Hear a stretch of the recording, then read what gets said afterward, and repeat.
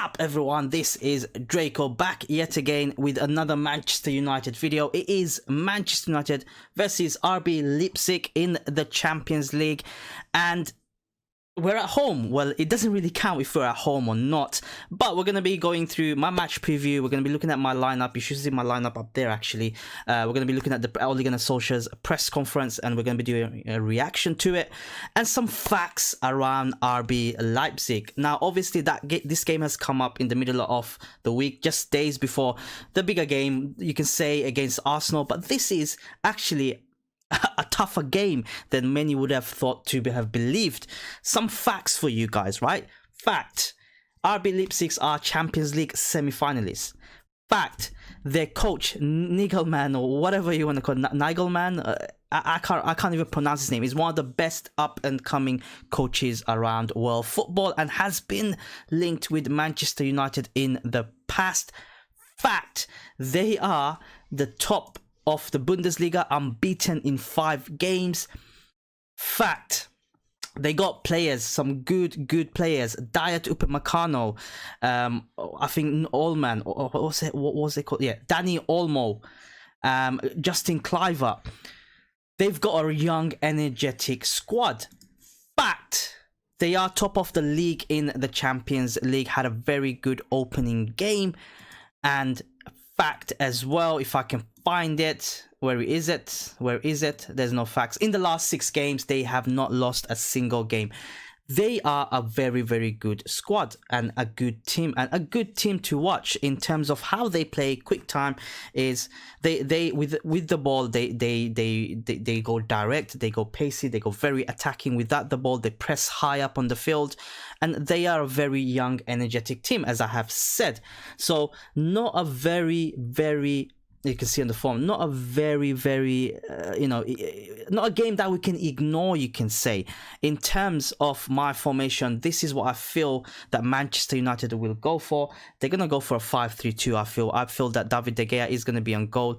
Luke Shaw, Maguire and Tuanzebe in defense. I don't expect Lindelof to play because he's poor in the air, because one of the strikers, I cannot remember the strikers. Poulsen, that's it. Yusuf Poulsen is a very tall striker, and to have someone like Harry Maguire up there, along with Tuanzebe with a bit of pace, will help that threat be kind of, controlled, you can say. So that's why I went for Luke Shaw, Maguire and Tuanzebe as a back 3, and the wing back position is standard procedure. I think Telles will definitely start. He has been rested over the weekend, and also Wan-Bissaka, there's no question.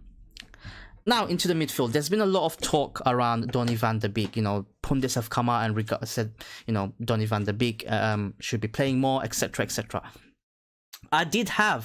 Initially I did have Donny van de Beek in my lineup. I had Fred next to him because Fred offers you mobility, and I think with the way that RB Leipzig play, they have a lot of mobility and a lot of pace, so Fred will be there to nullify that.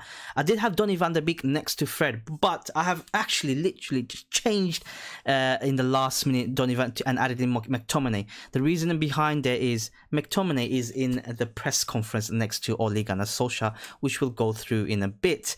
So I reckon McTominay will definitely start against RB Leipzig, and it's just a matter of someone partnering him, and I think Fred is going to be the one that's going to partner him. Bruno on the number 10 position, and I've got Martial back from suspension. He's not suspended in the Champions League, but he's back, and Marcus Rashford. I reckon we're going to go for a 5-3-2 formation. I think we're going to see a lot more of that in the Champions League.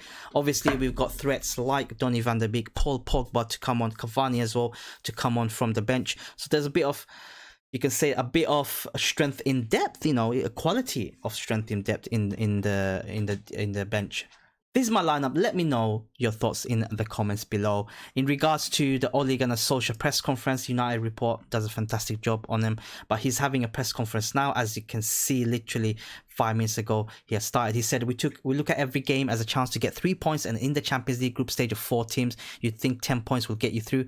So 10 points is the target, as with like Sir Alex Ferguson. He wanted to say in regards to Fred, that's why I think Fred will be starting. He's a very valuable member of the squad, great boy around the team, and his performances have been very positive. He's still getting used to the Premier League.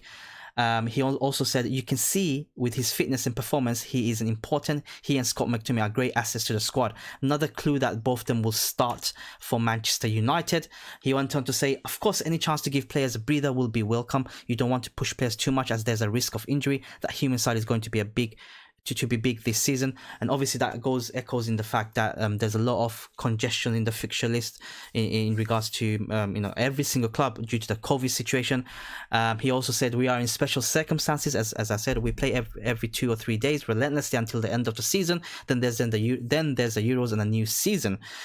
They have improved every season. They're doing well and now going for the trophies. They have a young and interesting coach who is interesting to watch. They're interested to follow at the moment. So a lot of respect. Let me refresh if there's anything else being said. There's a lot more being said. So you want to say it's going to be a long season and the depth of our squad is better now. Last game, Donny, Matic and Pogba all started on the bench. They're all experienced international footballers. It's not easy. We have so many games this season and they're all going to play a big part. Nobody will be able to play all of them. They work as well as a team. Is it 2, 3 or 4? And who's on form? Who needs a break? So before going back anything more, you can see that Ole Gunnar Solskjaer has a lot of respect for RB Leipzig and the coach, as we'd expect. They are a tough team, factually. They're Champions League semi-finalists, top of the league, top of their own domestic league as well. They got good players like Olmo, Diot, Poulsen in there, Cliver is in there. They got a young, energetic squad. They know how to play good football. And that is a testament to the young coach. He's an up-and-coming young coach who's been linked with Manchester United in the past. And I think he's going to be a bit of a threat. And look, thoughts on the game is a lot of the United fans have all kind of turned their attention to Arsenal. And I feel, they think RB Leipzig will be a pushover. And that hence why the Arsenal game is more of a bigger game for us than RB Leipzig, even though RB Leipzig is a Champions League game. But Arsenal, with the history and everything, you want to beat them more than RB Leipzig. But we must be careful here. If we get a beating, then we're back in the rot again. I think we're at home, even though it doesn't count. And we've had a very good result against the supposed favourite of the group, which is PSG. And we've beaten them convincingly. I think if we can win all our home games, obviously the one with RB Leipzig tomorrow, that'll be fantastic. That will set us well on our way into topping the group or qualifying for the next round. But the dark horses for me in this group in particular is RB Leipzig. I think we are genuinely the underdogs in the group, even though historically we are a big team, you can say. But RB Leipzig, the way they have performed last year, the way they're performing this year, and the fact that they got some fantastic coaches and fantastic players around them, I think it's going to be a very, very tough watch. And so we must be very careful in regards to how we approach this game, and also keeping an eye on the Arsenal game, because Arsenal game is something big. Talking about, obviously, RB Leipzig, we've got a very good squad. I mean, suddenly the midfield is very, very packed, and the form of Fred, especially, and along with McTominay, is causing very good headache for Ole Gunnar Solskjaer. And I think, I genuinely believe that they will start tomorrow. Because the creativity is not there, but they offer stuff that Pogba cannot offer, Matic cannot offer, which is mobility and work rate. I think with Matic, his legs have waned, and I don't think he can do as much as he could. Pogba's work rate is not as great defensively, so with Fred and McTominay being there, it allows the team to kind of bomb forward, knowing that these two midfielders will go up and down all day. They'll have a great work rate. And obviously, with the substitutions, Donny van der Beek, yes, there's been a lot of talk around Donny van der Beek, but I don't think he'll start just yet. I believe that he will start, over the weekend, but that's for another game. But our Manchester United versus RB Leipzig. This was my match review. We had a bit of an Ole Gunnar Solskjaer press conference. Obviously, we went through the lineup. The lineup is up there. You can see it's sticking up there. That's my lineup.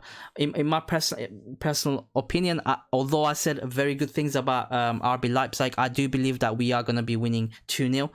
I don't think it's going to be a tough game as most would have expected. I think it is going to be a tough game, but I think eventually the way that we manage the game against PSG with this formation and the substitution changes and, you know, the tactical approach, I think if we implement that style, I think we're definitely going to win the game. Yes, probably they run a lot more than PSG do, because PSG is sometimes like Neymar, just can't be asked to go back. So they are a hard-working team, but so are we. So are we. That's a huge difference. So are we, and we have threats not only on the field but obviously off the bench as well. So 2-0 for me is gonna be my match predicted scoreline. Let me know what is your predicted scoreline, and I'll catch you guys in after tomorrow's match, which we'll do a match review on. And as always, guys, stay farafari.